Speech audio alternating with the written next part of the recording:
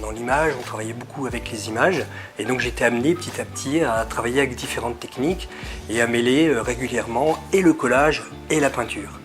Donc on faisait à la fois une méthode tout à fait traditionnelle du dessin, de la mise en couleur, plus une adjonction donc, de collage et ensuite effectivement arriver à créer une osmose entre les deux.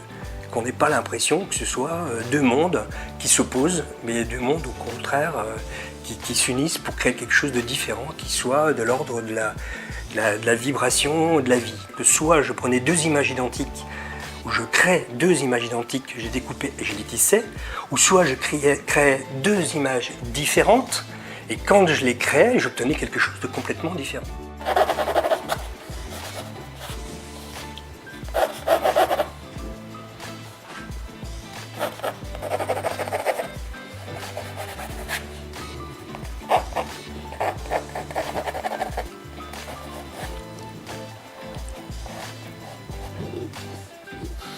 Je travaille de manière totalement classique, donc dessin, mise en couleur, pour ensuite brouiller l'image. Donc c'est comme si il y avait une négation de ce que je faisais, parce que c'était peut-être trop classique et trop simple, ou trop figé, plutôt trop figé, et que j'avais envie de retrouver ce petit côté un petit peu différent pour arriver à exprimer un petit peu la sensation du moment. Un exemple ici de tissage, donc effectivement on arrive bien à voir en montrant le verso, qu'effectivement donc ces deux papiers complètement différents, on arrive à avoir une matière et une texture relativement intéressante et sur lequel on peut retravailler à l'infini. J'utilise beaucoup ce type de papier qu'on trouve un petit peu partout dans le commerce. Donc, ce qui est intéressant, c'est la richesse des motifs, les textures qui sont apparentes. Le papier est peut-être un peu fragile, mais ça reste un support idéal pour l'acrylique, le pastel. Je peux l'estomper aussi avec les techniques de l'acétone ou du white spirit. Si je prends l'option de recouvrir ça de papier, il y a la première possibilité qui est de découper des petites bandes de papier et de jouer avec un système de collage directement sur toile. Mais il est possible aussi de faire un tissage. Un tissage avec un papier choisi, avec une épaisseur choisie, de l'intégrer effectivement ici pour recouvrir la totalité de la forme, ou alors morceau après morceau. On fait ce qu'on veut. Alors pour les morceaux, c'est quand même simple, la technique est simple, il suffit d'utiliser du calque. J'ai un morceau de calque là qui m'a servi à autre chose.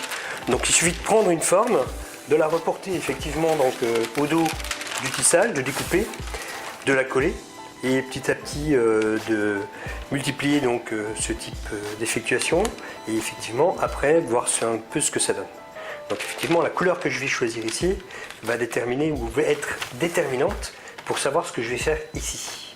Parce qu'effectivement je peux jouer sur une opposition, un contraste entre quelque chose qui est effectivement dur ici au premier plan, puis quelque chose de beaucoup plus mouvant avec peut-être des personnages qui se fondent.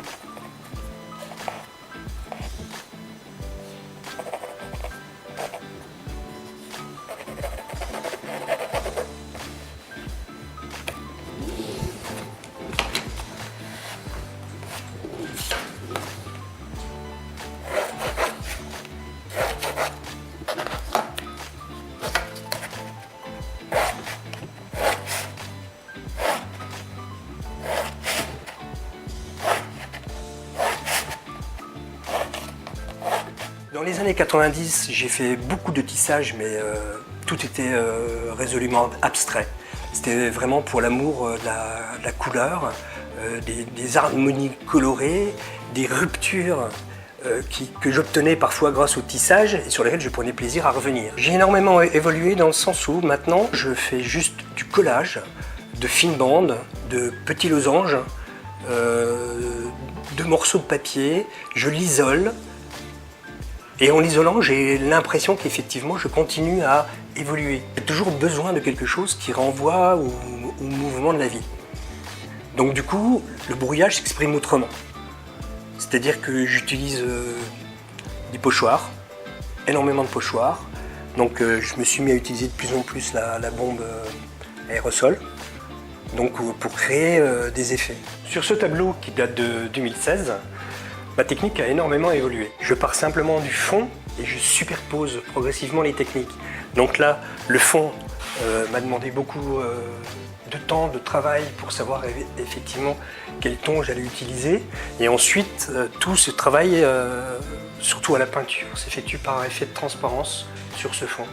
Il reste encore le collage, le tissage, et qui se limite donc aux vêtements de la jeune fille, plus les quelques morceaux qui semblent éclater donc effectivement de la petite fille, puisque ça s'appelle éclat de joie, et que cette joie effectivement touche à finalement l'intégrité de cette roue, etc. Donc j'ai essayé de rendre un mouvement et surtout une sensation, une émotion.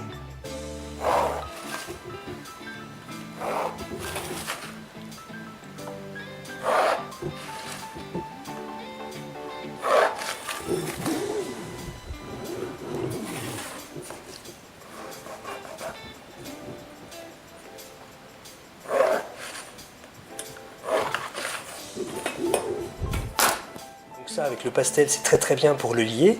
Et si ça ne fonctionne pas, effectivement, j'ai toujours recours donc à des pochoirs. Donc le pochoir permet aussi d'effacer des limites et de rendre finalement ou de lier la forme au fond.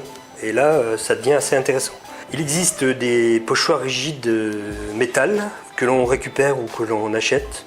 Ça, c'est récupéré. Et effectivement, il y a des petits pochoirs souples en plastique.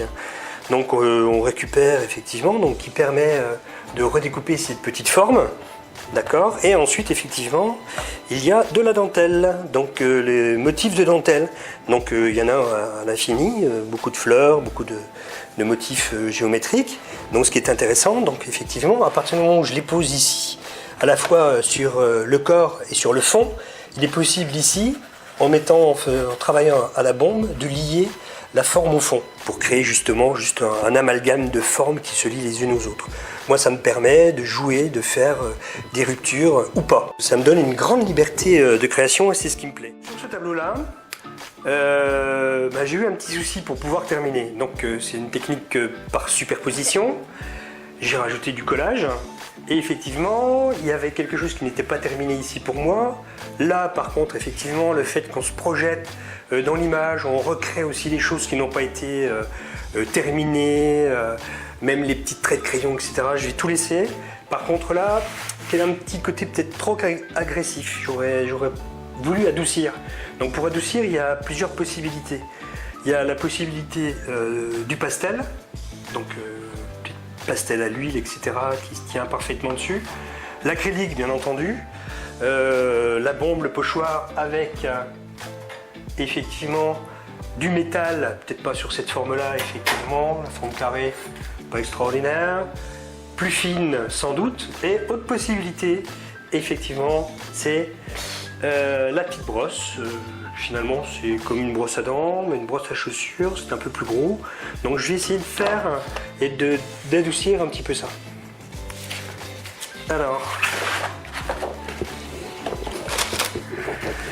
donc la forme de la jeune fille a été reportée effectivement sur le carton, donc avec le calque. Ensuite, effectivement, on peut cacher la forme de la jeune fille, donc on lui épargne la majorité des retouches blanches. Ensuite, un peu de blanc.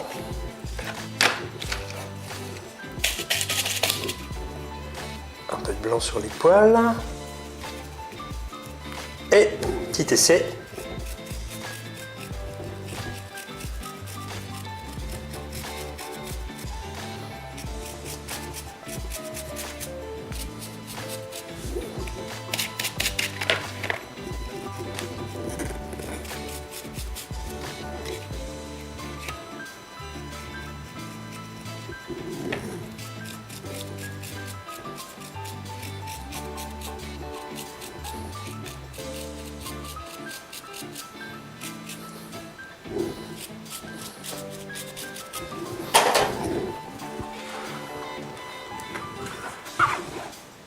Donc en faisant comme ça, on adoucit le rapport entre les formes et le fond. On fait ressortir le corps. Il y a un rapport aussi effectivement par la forme qui est découpée entre ce qui est derrière et ce qui est devant. Donc en fait, il y a à la fois un effet de profondeur, l'effet illusionniste traditionnellement recherché par les peintres, et puis aussi le fait qu'à un moment donné, j'aime bien retrouver des choses qui nient un peu cet effet de profondeur. C'est quand même paradoxal, on ne peut pas voir la vie arrêtée, et pourtant l'image nous le montre.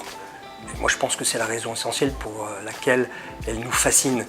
On ne voit pas la vie comme ça. L'impression d'avoir envie ou de retrouver sur une image quelque chose qui est de l'ordre de la continuité de la vie. Quelque chose qui bouge dans quelque chose qui est immobile.